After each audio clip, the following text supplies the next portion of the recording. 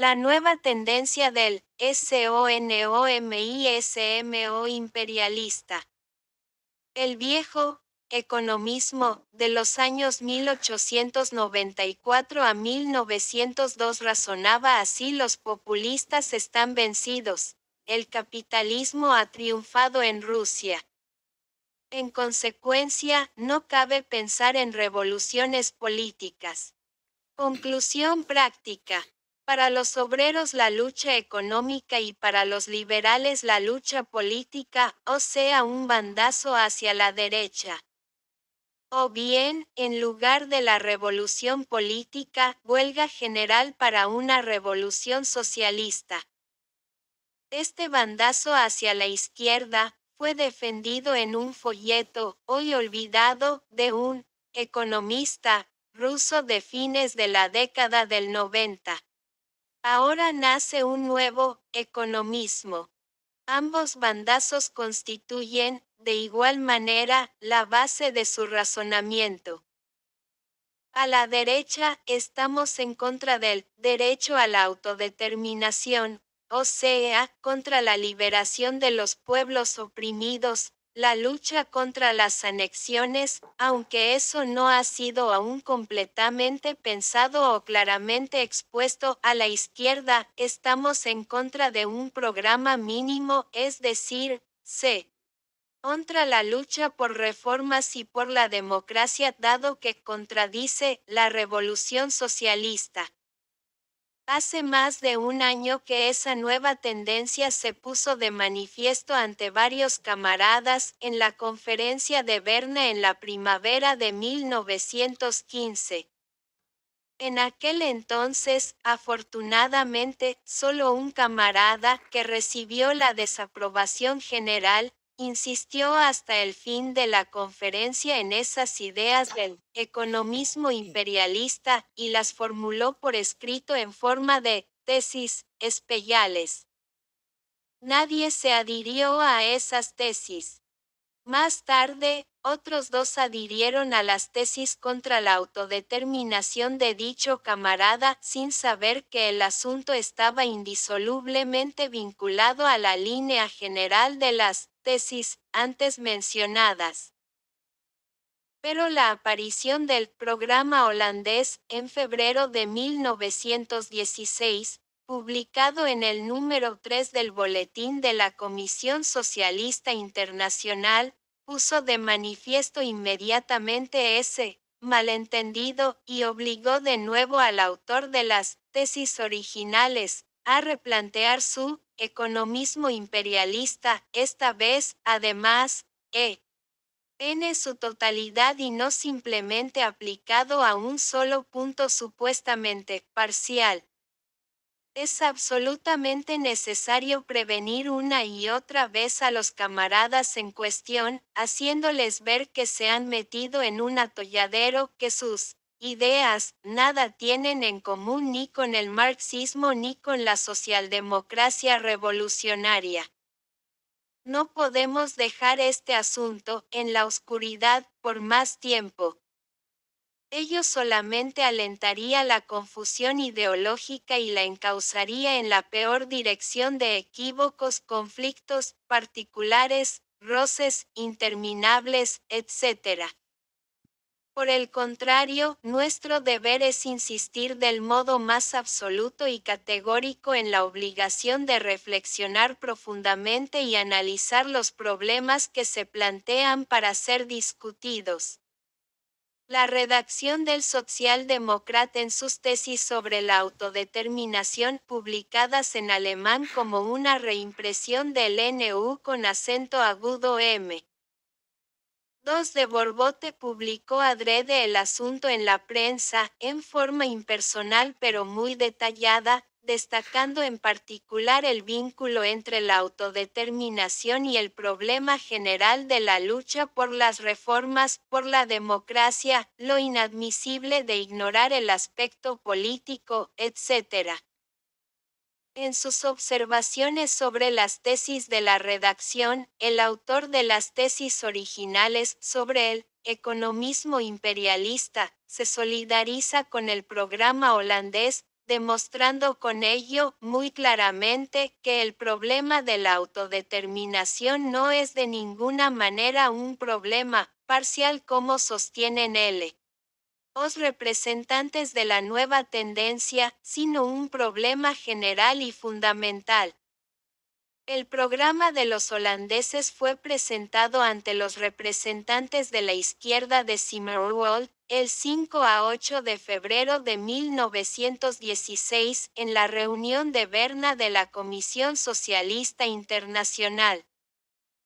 Ninguno de los miembros de la izquierda de Zimmerwald, ni siquiera Radek, apoyó el programa, puesto que este combina indiscriminadamente puntos tales como expropiación de los bancos y abolición de las tarifas aduaneras, supresión de la primera cámara del Senado, etc. La izquierda de Zimmerwald, por unanimidad, prácticamente sin comentarios, en realidad solo encogiéndose de hombros, descartó el programa holandés, considerándolo total y manifiestamente inapropiado.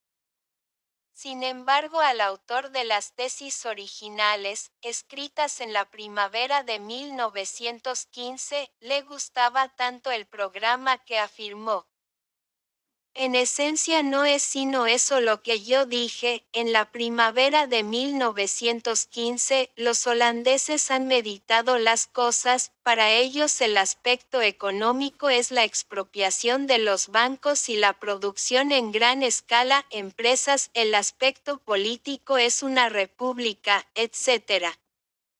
Completamente correcto.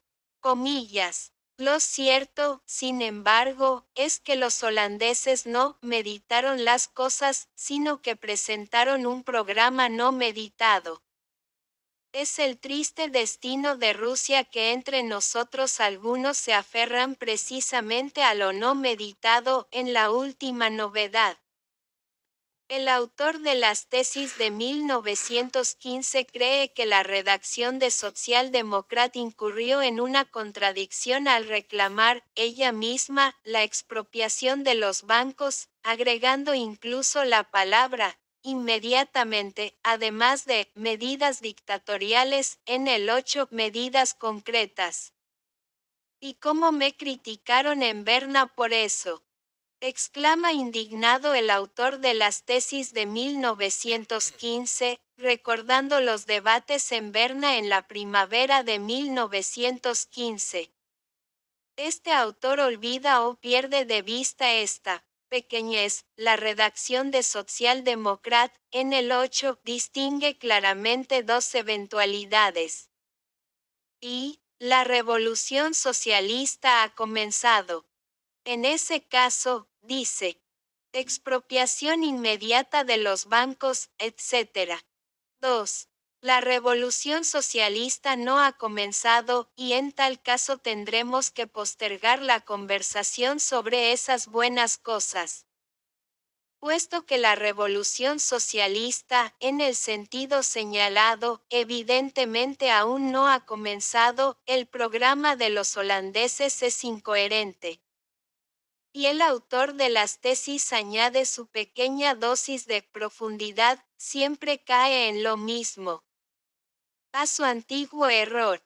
Transformar las reivindicaciones políticas tales como la supresión de la primera cámara en una fórmula política para la revolución social.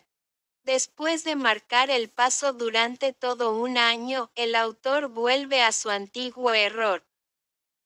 Aquí está el kit de sus desventuras. Él no puede resolver el problema de cómo vincular el advenimiento del imperialismo con la lucha por las reformas y la democracia, exactamente igual que el economismo, de feliz memoria, no pudo vincular el advenimiento del capitalismo con la lucha por la democracia.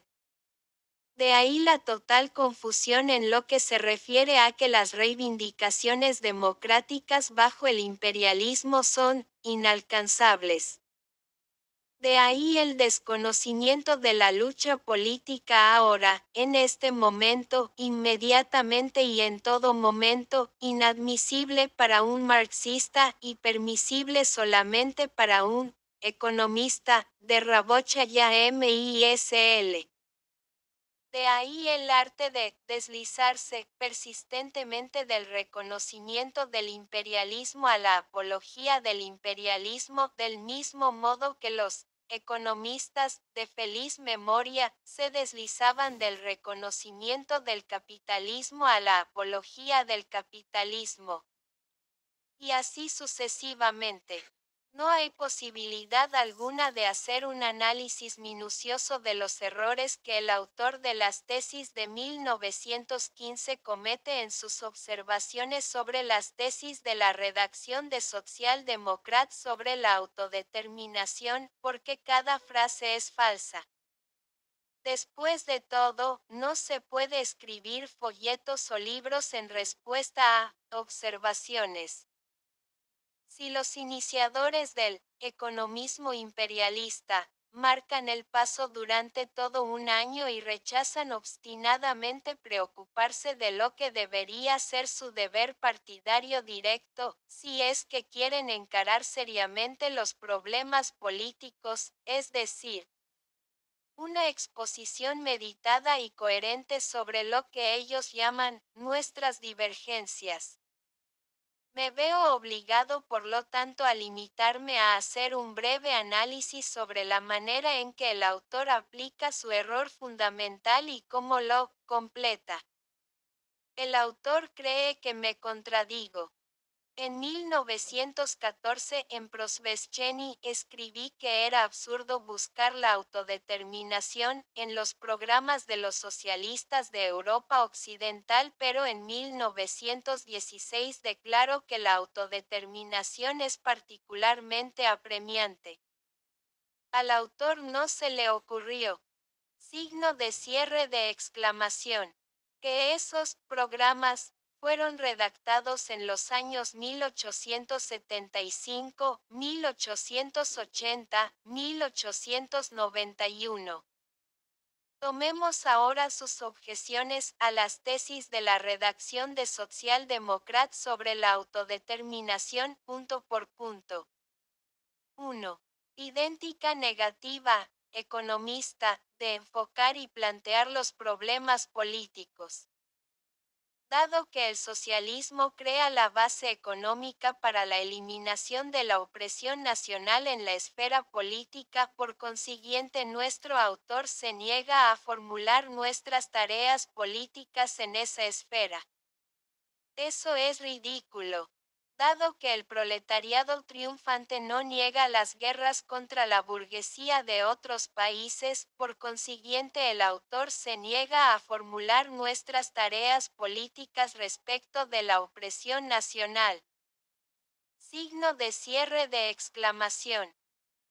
Todos estos son ejemplos de violación absoluta del marxismo y de la lógica, o, si se quiere, manifestaciones de la lógica de los errores fundamentales del economismo imperialista.